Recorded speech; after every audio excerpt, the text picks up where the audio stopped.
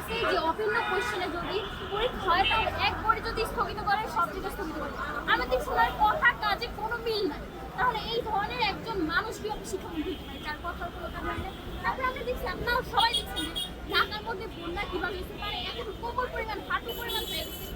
পরীক্ষা দিলে স্টুডেন্টরা অভিভাবকরা সবাই মানে একটা রিক্সা পাওয়া যায় না। অনেক স্টুডেন্ট প্রায় 20,000-এর মতো স্টুডেন্ট অ্যাটেন্ডেন্স দিতে পারে না কালকের এক্সাম। তারপর হচ্ছে যে আমাদের যে কোশ্চেন আমরা যদি বলি ফিজিক্স ওখানে কি করছে দেখছি যে সবগুলো হচ্ছে বুয়েটের দিছে, বুয়েট 5-6, তারপর হচ্ছে কুয়েট 6-7, এরকম হচ্ছে বুটেক্সিস দিছে। তারপর দুইটা সিটিও আমাদের হচ্ছে বলতে দিয়েছে এই দুইটা সিটিও আমরা অনেক শিক্ষার্থী হচ্ছে ডেটা নাই দেখে আমরা মিলাতে পারি না, আমরা কেটে দিয়ে চলে আসি। ওইখানে আমাদের নাম্বার দিবে, 14 মাস নাম্বার দিবে। আমরা বলছি যারা কাজ করছে যাদের মানে জায়গা রেখে দিয়েছে কথা বলতে একটুখানি ডাটা উঠে ওনাদেরকে মার্ক দিবে, ওই মার্ক কিন্তু আমাদেরকে মার্ক দিবে না।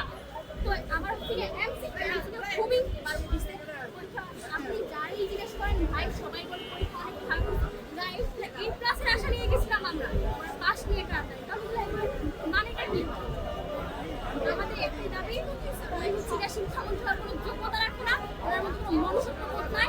ওনাদেরকে কিভাবে ফার্মের মুরগি কয়েকদিন আগে যে মানুষগুলো আমাদের বলছে আমরা নাকি কষ্ট করে স্কুল কলেজের শিক্ষার্থীরা কষ্ট করছি ওনাদের বাজে আনছি, সেই মানুষগুলো আজকে বলতেছে আমরা নাকি ফার্মের এগুলো দিয়ে আমরা কি বুঝতে চাই? এই ক্ষমতায় আইসা কি উনি কি এখন সব কিনে দিচ্ছে, আমাদের মাথা কিনে দিচ্ছে, তাই না? আর যারা বলতেছে ভাই তারপর অনেকগুলো দেখবেন নিউজ সাকল কুর্মিগুলো আছে কি বলে ওগুলো চাইনিজ যেগুলো আছে ওগুলো বলতেছে তোমরা যদি আন্দোলন করো মিলো খাইবো তোমরা পড়াতে পারতে যে আমরা মানে দেখি কি দেখবো তাই কি হয় আসলে আসলে এগুলো নিয়ে আমাদের স্টেপ নিতে অথচ লাগে পয়সা করে আমাদের মাথা কি আমার ওয়াইফ এগুলো কোন ধরনের ফায়দা আমরা কোন দেশে নেই আমাদের থেকে ভুল একটাই ভাই আমরা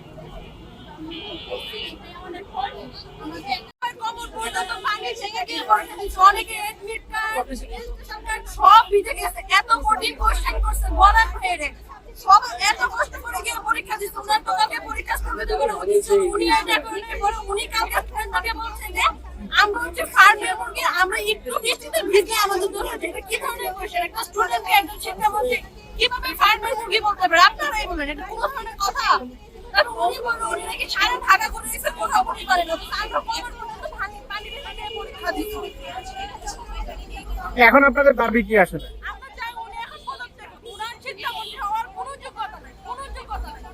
এরকম একটা লোক যে শিক্ষা ব্যবস্থা থেকে শুধু পরীক্ষা থেকে নজর দিচ্ছে, উনার মতো একজন লোক কোনো যোগ্যতা নাই শিক্ষামন্ত্রী হওয়ার। আমাদের শিক্ষা ব্যবস্থা এত বাজে অবস্থা, অধিকার নেই, অথচ উনি শুধু দখল হয়ে পড়ে আছে। এখন কেউ দখল করে না, উনি ওই 20 বছর আগের কথা নিয়ে এখনো বলে, এখন কেউ দখল করে না। আমি চাই উনি পদত্যাগ করুন। পরীক্ষা গতকাল অনুষ্ঠিত হয়েছে, যার এই পরীক্ষাগুলো অনুষ্ঠিত হয়েছে খুবই বৈরী আবহাওয়ায়। আমরা এর আগে তার কাছে অনুরোধ করেছিলাম যেন এই পরীক্ষাটা কিছুটা পেছানো হয়, কিন্তু তারা আমাদেরকে জানিয়েছিল যদি আবহাওয়া ঠিক না হয় তাহলে পেছানো হবে। কিন্তু আমরা দেখতে পেয়েছি যে সেই পরীক্ষাগুলো পেছানো হয়নি। শিক্ষার্থীরা পরীক্ষা কেন্দ্রে গিয়েছে, অনেকের আইডি কার্ড ভিজে গেছে, অনেকে উপস্থিতি হতে পারেনি। তো এই বিষয়গুলো নিয়ে আমরা আন্দোলন শুরু করেছি। আমাদের যতদিন বৈরী আবহাওয়া থাকবে, চট্টগ্রাম, কুমিল্লা, ঢাকার সহ যেই অঞ্চলগুলোতে শিক্ষার্থীরা পরীক্ষা কেন্দ্রে যেতে পারছে না সেই জায়গাগুলোতে শিক্ষার্থীদেরকে স্পেস দিতে হবে।